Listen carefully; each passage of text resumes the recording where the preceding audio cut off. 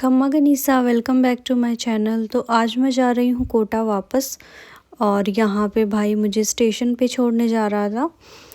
तो मैंने आपको बताया था कि मैं जयपुर आई थी और किसी रीज़न की वजह से आई थी जयपुर। तो मैं बीच में व्लॉग नहीं बना पाई थी गाइस। त्रिशिका की तबीयत बहुत ज़्यादा ख़राब थी। जैसे ही वो जयपुर आई उसको ठंड लग गई थी, तो बस उसकी वजह से फिर उसको दिखाया और उसका ध्यान रखा। तो उसके भी टीथिंग प्रॉब्लम चल रही है। ये देखिए अभी भी उसने हाथ मुंह में ले रखा है। तो वो बस सारे दिन अपनी उंगलियों को और इनको चबाती रहती है, बहुत ज़्यादा इरिटेट हो रही है। तो इसलिए फिर जयपुर मैंने कोई व्लॉग शूट नहीं किया था। और यहाँ पे मैं आ गई थी रेलवे स्टेशन। तो मैं बैठी थी दुर्गापुरा रेलवे स्टेशन से। तो यहाँ मेरे भाई आए थे मुझे छोड़ने, और इनके एक फ्रेंड हैं, उनकी शादी है फ़ेब में, तो उनकी बैचलर पार्टी थी, इसलिए ये जयपुर आए थे 2 दिन के लिए। तो फिर उन्होंने कहा कि आप अकेले यहाँ क्या करोगे, आप भी चलो। तो मैंने कहा देखो छोटी बच्ची है साथ में, तो 2 दिन के लिए तो मैं क्या करूँगी जाके, कम से कम फिर मैं रुक के आऊँगी वहाँ पे। तो वो बोले कि ठीक है आप रुक जाना, और नेक्स्ट संडे को मैं करणी माता के जाऊँगा, तो उस टाइम आपको ले आऊँगा। तो अब इनका तो आना हुआ नहीं करणी माता के, अभी इनका कैंसिल हो गया, नेक्स्ट मंथ का बन रहा है प्लान। मंथ एंड की वजह से इनको ऑफ नहीं मिला, काम थोड़ा सा है, तो इस वजह से फिर इन्होंने मेरी टिकट कर दी थी कि आप तो आ जाओ और मैं देखता हूँ, मैं स्टेशन पे आ जाऊँगा आपको लेने। तो फिर यहाँ मैं बैठ गई थी, ठीक है ट्रेन में बैठ के तो जाना है स्टेशन पे, तो वो मिल ही जाएंगे। तो यहाँ पे ये मेरी ट्रेन आ गई थी, और इसलिए मैं जयपुर गई थी और अब वापस मैं कोटा जा रही हूँ। और आज मतलब पहले जब भी मैं आई हूँ तो मैं रात में आई हूँ, तो बहुत मतलब ऐसे पता नहीं चलता रास्ते का। लेकिन आज मैं दिन में आई थी तो बहुत ही अच्छी ग्रीनरी थी, और मैंने रास्ते में देखी सरसों बहुत ज़्यादा देखी मैंने, सरसों बहुत ज़्यादा हो सकता है इस एरिया में सरसों होती हूँ। तो ये रास्ता जो भी था सवाई माधोपुर के आसपास की ये जो एरिया था, यहाँ मैंने सरसों के बहुत सारे खेत देखे। तो गाइस त्रिशिका मतलब ट्रेन में भी उसने बहुत परेशान किया, वो बैठ ही नहीं रही थी बिल्कुल ही, आजकल तो बिल्कुल भी नहीं बैठती है। फिर यहाँ पे त्रिशिका के पापा आ गए थे, ये हमने कैब की थी, और कैब करने के बाद फिर हम आ गए थे हमारे अपार्टमेंट में। तो ये आ गया था हमारा एरिया, और इतना ज़्यादा मैं थक गई थी ना, क्योंकि मैंने सोचा था कि 3 घंटे का रास्ता है तो आराम से सोती सोती आऊँगी।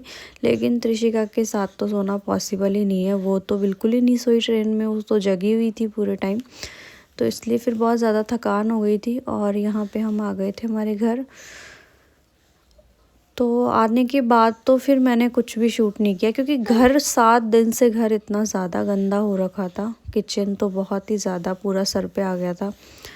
तो ये सेकंड डे की क्लिप थी। ये सुबह सुबह मैंने गेट खोला तो पूरा यहाँ पे ये मनाली बना हुआ था, बहुत ही शानदार वाली फॉग थी यहाँ पे। तो ये थोड़ा सा शूट किया, और मम्मा ने जयपुर से क्या क्या दिया है वो मैं आपको आगे दिखाती हूँ। तो बने रहिए मेरे व्लॉग में, तो मैं आपको बताती हूँ कि मम्मा ने इस बार क्या क्या दिया है। तो ये तो है बेस जो मम्मा ने अभी कराए हैं मेरे, और एक ये कम्बल है जो त्रिशिका के लिए दिया है।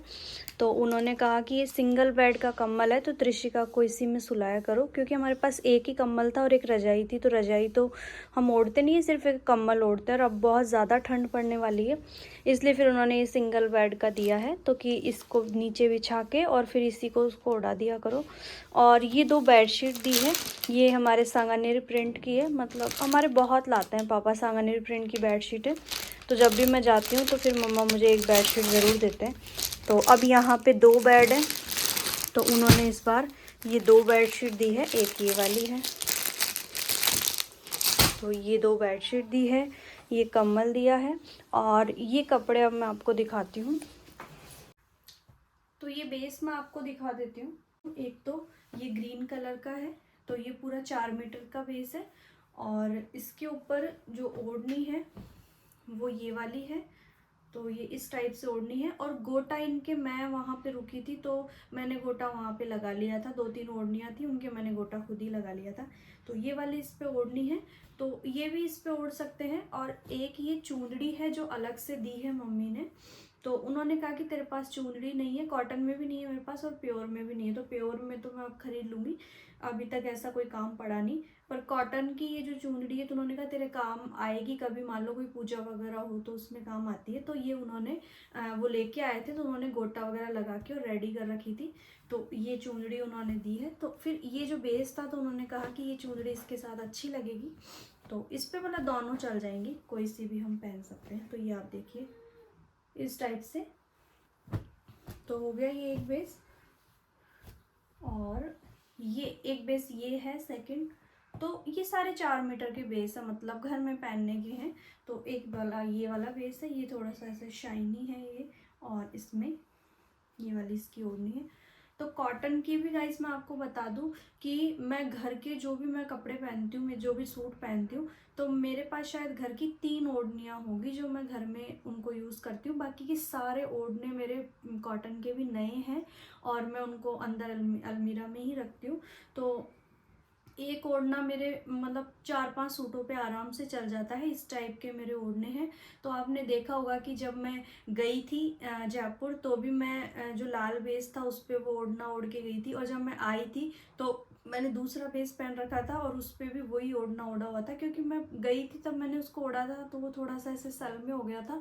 तो आते टाइम फिर मैंने जो बेस पहना था उसका ओढ़ना नया था, तो मैंने कहा कि इसको क्यों ख़राब करे, वही ओढ़ लेते हैं। तो वो उस पर भी चल रहा था, तो फिर मैंने वही उस पर ओढ़ लिया था। तो ऐसे फिर मैं ओढ़ने ज़्यादा ख़राब नहीं करती हूँ ऐसे मैं। तो ये वाला इस पे है, तो एक बेस ये वाला हो गया, और ये अभी मतलब हैंड टू हैंड सिलवाए हुए हैं ये 4 दिन के अंदर। और एक बेस ये है, ये ऑरेंज कलर का है, और इसके ऊपर ये वाला ओढ़ना है इस टाइप से।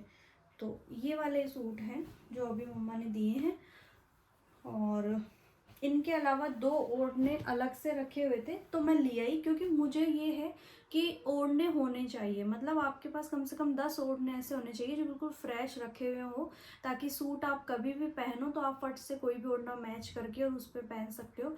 तो मेरे पास रेड कलर में ये ही एक है सिंगल कलर में, मतलब एक यही ओढ़ना है। अब ये पुराना हो गया, इसकी कलफ वगैरह निकल गई। अब मैं घर में दूंगी इनमें कलफ, जो भी कॉटन की ओढ़नी है इनमें कलफ दूंगी, तो उसका भी मैं वीडियो शेयर करूंगी। अभी फिलहाल ये थोड़ा सा ऐसा पुराना हो गया, तो मुझे एक रेड कलर में चाहिए था, तो ये मेरा एक रखा हुआ था।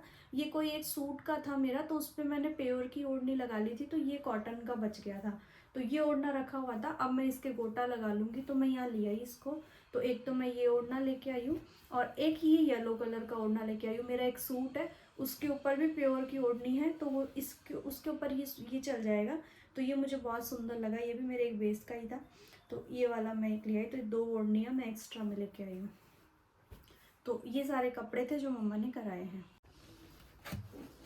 उसके बाद ये कुछ अचार हैं, ये आप सभी जानते होंगे, ये हरी मिर्ची का बनता है। तो त्रिशिका के पापा को ये मिर्च वाला अचार थोड़ा पसंद है, तो ये मम्मा ने बनाया था खुद ही। तो ये अचार है, एक मिर्च वाला है, और एक ये है कच्ची हल्दी का अचार। तो ये सर्दियों में बहुत ही अच्छा लगता है और बहुत ही अच्छा रहता है, खाना चाहिए, हेल्दी रहता है। तो ये भी मम्मा ने त्रिशिका के पापा के लिए दिया है। और 2 अचार पहले रखे हुए हैं, कैरी का और लेसवे का, जो मम्मा उकम गांव से लाए थे। तो ऐसे अब ये 4 अचार हो गए हैं। उसके बाद ये घी दिया है, घी पहले का भी उन्होंने 5 किलो भेजा था, वो भी रखा हुआ था, पर उन्होंने कहा ठीक है और ले जाओ। और ये सागार की चीज़ें हैं, ये सामान है और ये साबूदाना है। तो आगे व्रत वगैरह आएंगे तो उन्होंने कहा कि तब काम आ जाएंगे, वहाँ पे वैसे भी ख़रीदने पड़ेंगे, तो घर पे रखे हुए थे काफ़ी सारे। तो ये सारी चीज़ें हैं। इसके अलावा एक ये कुछ चीज़ें हैं जो ये त्रिशिका के लिए है। तो इसमें ये वाला जो आपको दिख रहा है, इसको जायफल बोलते हैं, और ये कच्ची हल्दी है और ये खजूर है। तो ये जब भी उसको सर्दी जुकाम कुछ भी होता है तो इसको घिस के और उसको पिलाने के लिए ये चीज़ें दिए। और ये गजक जो इन्होंने अपने ऑफिस वालों के लिए मंगवाए हैं। इसके अलावा त्रिशिका के कुछ वुलन्स हैं, तो वो मैं नेक्स्ट वीडियो में दिखाऊंगी। तो मिलते हैं नेक्स्ट वीडियो में, तब तक के लिए बाय बाय, टेक केयर।